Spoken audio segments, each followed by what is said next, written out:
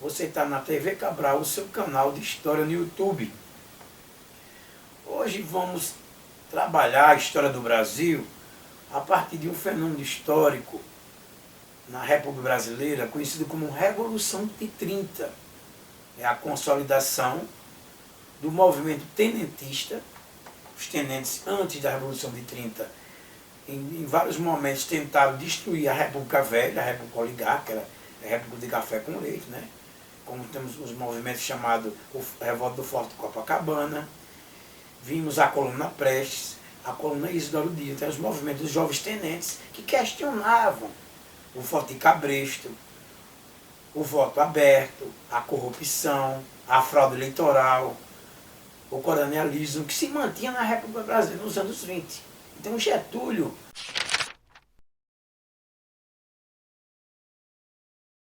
fora um personagem chamado Luiz Carlos Prestes, nesse processo aí, todos os demais tenentes vão iniciar e vão fazer um movimento chamado Revolução de 30, que tem a liderança de Getúlio Vargas. Quando a gente afirma um questionamento se for uma revolução ou não, porque o que é que acontece? O Brasil, na República Oligárquica, existia aí um pacto entre duas oligarquias, que era São Paulo. São Paulo era fortíssimo economicamente, porque São Paulo era o maior produtor de café, o maior exportador de café para o mundo. Então o poder econômico do Brasil, as exportações brasileiras, a agroexportação brasileira se constitui do café. Então essa aristocracia rural, né, dos cafeicultores paulistas, é que se mantinha o poder político. E dividia esse poder político com um pacto político com Minas Gerais. Então existia um pacto. Ora entrava um presidente indicado pela oligarquia mineira, ora entrava um presidente indicado pela oligarquia paulista. O que é que acontece? Quando chega no último presidente da República Oligárquica, por exemplo, o penúltimo foi Arthur Bernardes, onde houve essas tentativas tenentistas de derrubá-lo do poder, a Coluna Prestes, né, que andou 25 mil quilômetros pelo Brasil para questionar essa república oligárquica corrupta, coronelista, fraudulenta, o voto de Cabresto, a manipulação política e a violência política. Então, os tenentes que vão junto com Getúlio iniciar a Revolução de 30, eles se questionavam esse movimento. E chega um momento do último presidente da República Oligárquica, que é o Washington Luiz. Num pacto político, que era o presidente Washington Luiz, o candidato a governo, era para ser a vez da indicação do mineiro Antônio Carlos. E ele indica para o poder, contrário ao acordo que existia entre a oligarquia mineira, ele indica o Júlio Prestes, que era um paulista, era para ser um mineiro. Isso cria uma dissidência. E Minas rompe com as oligarquias e apoia uma oligarquia oposicionista, que era o Rio Grande do Sul, representada por Getúlio Vargas, que era um caudilho, né? No sul do Brasil os coronéis são chamados de caudilhos, e o outro coronel, que é a atual cidade, que é João Pessoa, que é a atual capital da Paraíba, que era o vice de Getúlio Vargas. Houve um processo eleitoral, mesmo corrupto, de qualquer forma, fraudulento. O Júlio ascende ao poder, é o candidato do governo do Washington Luiz. Mesmo nesse processo, tudo bem, a oposição aceitou, a oposição era Getúlio Vargas, João Pessoa pelo Nordeste e a oligarquia dissidente mineira, nesse processo de ruptura aí, vamos chamar no final da República Oligárquica. O que acontece é que João Dantas assassina João Pessoa assassina João Pessoa em Recife.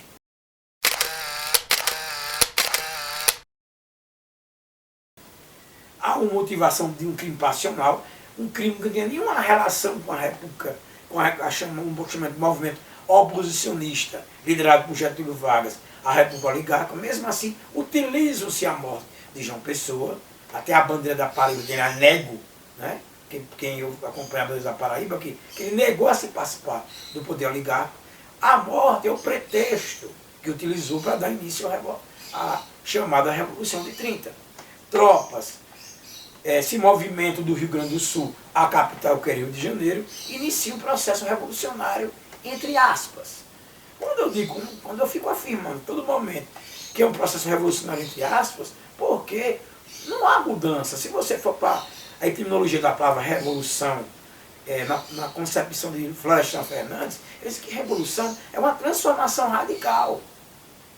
E a Revolução de 30, quando eu afirmo que não há revolução na concepção de Florestan Fernandes, porque sai uma oligarquia paulista e entra uma oligarquia do Nordeste, junto com o representante por Getúlio Vargas do Rio Grande do Sul.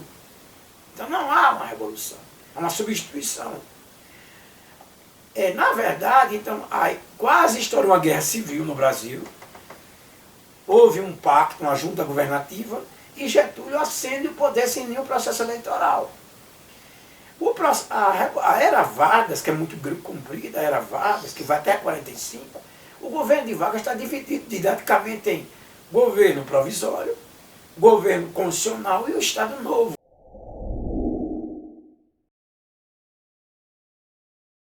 que é sobre o ditatorial. Então, qual foi a primeira medida do governo provisório de Getúlio? Ele o quê? Ele dá um golpe, ele destitui todos os presidentes, todos os governadores dos estados e coloca os tenentes. Como dizer, esse movimento ele teve o poder dos tenentes. Quem é esses tenentes, professor? Esses tenentes eram jovens oficiais do Exército Brasileiro que questionavam, nos anos 20, a República Oligárquica. Eles vão ascender o poder, menos um, Luiz Carlos Prestes, que foi para Bolívia e tal, e lá começou a entrar em contato com as ideias marxistas. Mas é tua história, depois eu vou discutir aí. Menos o Luiz Carlos Prestes. Todos os demais participaram, ajudaram Getúlio a ascender o poder.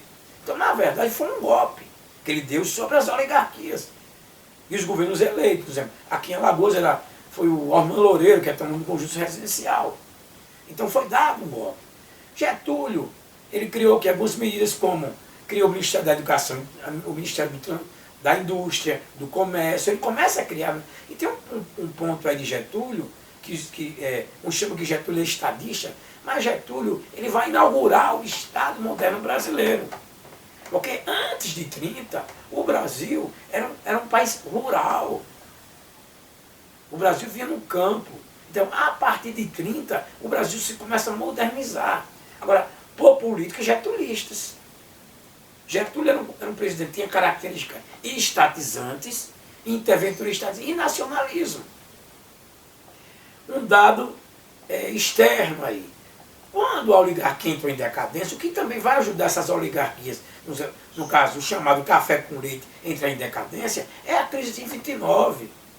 A crise de 1929, ela vai abalar a estrutura econômica, porque a crise de 29 vai abalar nossas exportações.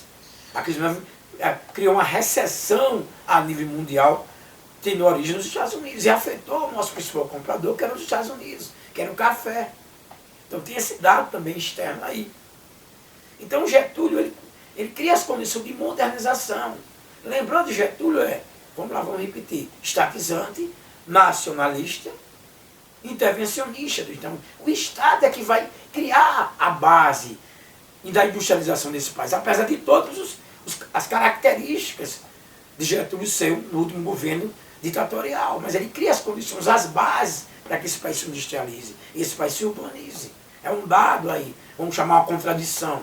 Getúlio sabia moldar muito bem com as elites, fazer os pactos, as alianças, sabia mudar muito bem.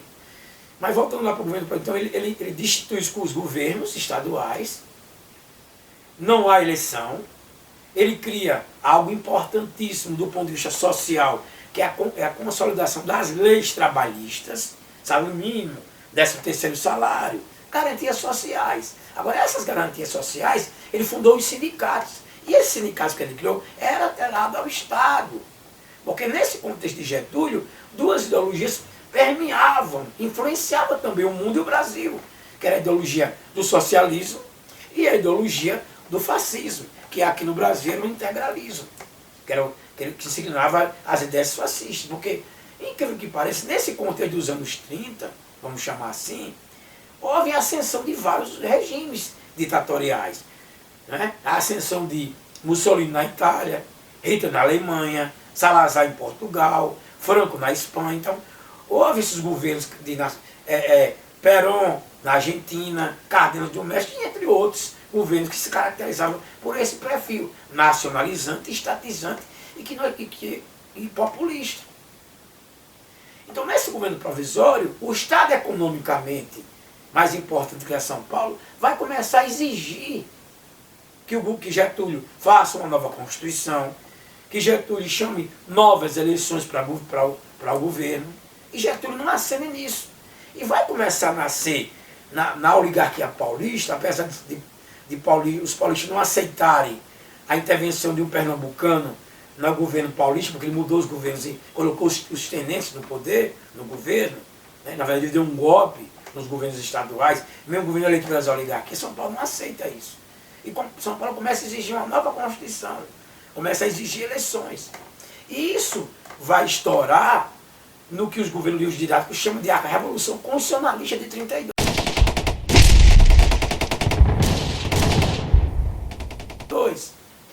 Quando a gente começa a estudar um pouquinho o que foi essa Revolução Constitucional, foi uma guerra civil. Começou com um protesto de ruas, né? Estudantes mortos, Miragaia e entre outros que morreram nas manifestações. Mas vai combinar uma guerra civil. A polícia paulista vai enfrentar o governo federal. E Mato Grosso dá apoio ao Estado de São Paulo. Então se estoura uma guerra civil no Brasil. Que os livros chamam de a Revolução Constitucionalista de 32. Claro que as tropas federais, eu estou num resumo aqui, depois vocês pesquisem mais esses detalhes. São Paulo, as tropas legalistas, vamos dizer assim, ganham a guerra, essa guerra civil, contra o Estado mais rico e economicamente forte, e até hoje ainda é, no Brasil.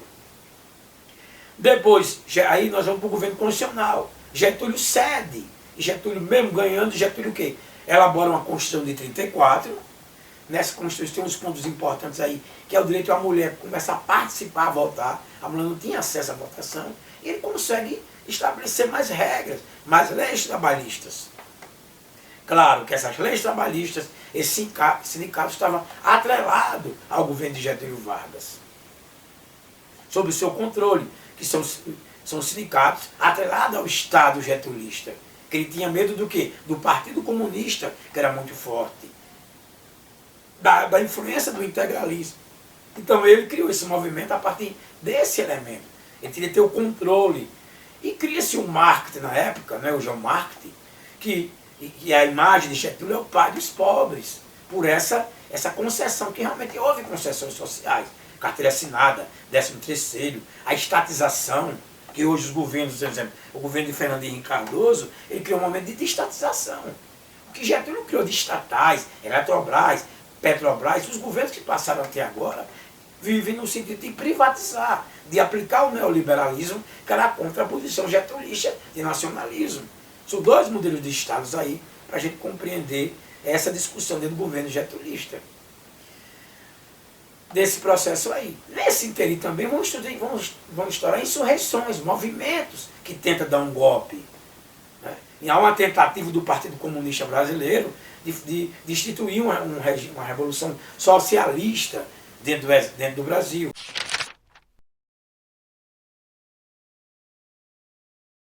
E o Exército Brasileiro estava cheio de comunistas, influenciado pelo comunismo. Luiz Carlos Prestes nega-se a participar do Tenentim, mas ele volta ao Brasil e lidera o Partido Comunista. Né? Tem uma personagem, que é a Olga Benário, né? Nesse processo aí, que os livros, por exemplo, chamam de intentona comunista, né? Uma forma de macular, uma tentativa dos comunistas tomar o poder. Realmente houve isso aí. O outro movimento é o integralismo, que é a figura de Plínio Salgado. Então, no Brasil, que são os fascistas, chamados integralistas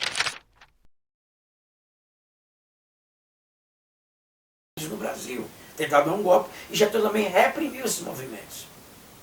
Então ele se consolida nesse governo constitucional, ele se torna presidente eleito indiretamente, e o processo político continua no país. E Getúlio mantém uma modernização, ele moderniza o Estado Nacional brasileiro. Nesse interim, quase Getúlio inclinava-se para o eixo. O eixo eram as ideias, na Segunda Guerra Mundial, o mundo se dividia em duas frentes, né? Que eram os aliados e o eixo. Quase nós íamos para o eixo. Quase nós apoiávamos o fascismo. Houve uma pressão dos Estados Unidos da América e o Brasil já perto do final da guerra, o Brasil apoia os aliados. Em contrapartida, esse apoio foi uma ajuda econômica americana, que Getúlio, exemplo, aqui as bases militares americanas foram feitas no Rio Grande do Norte, porque pela proximidade do mar Mediterrâneo, era mais economicamente e estrategicamente dos Estados Unidos atacar do Rio Grande do Norte de forma geopolítica a região ali do mar Mediterrâneo, e até a Lagoa serviu de base. Mas, por exemplo, a Lagoa Mundaú aqui, o nosso complexo lagunar, que é a Lagoa Mundaú hoje no Veja do Lago, ali foi uma base americana. Em troca, o Brasil ganhou dinheiro, recebeu dinheiro no dinheiro americano. Ele criou a primeira siderúrgica nacional, a CSM. Então o Getúlio sabia compor esse processo aí, né, de nós apoiarmos o eixo. Outro processo histórico que encerra, claro, é um resumo do que foi Era Vargas, é o governo ditatorial. É a fase ditatorial, é a primeira ditadura militar no Brasil, nesse processo republicano brasileiro. A República Brasileira é muito golpista e conspiratória em todo momento, faz parte da República Brasileira. Já dizia Hélio Silva, que é um grande escritor, que tem vários livros publicados sobre a República Brasileira. E Getúlio, para se manter no poder, e ao mesmo tempo que o Brasil se modernizava, o Brasil se industrializava cada vez mais, não se pode ser negado, Getúlio, ele conspira e cria um factoide,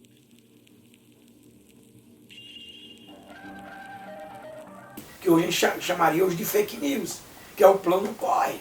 Ele espalhou nos meios de comunicação, na época quando ele começou a só tinha um rádio, jornais, que os comunistas iam dar um golpe, iam matar as autoridades, os empresários iam propor um golpe.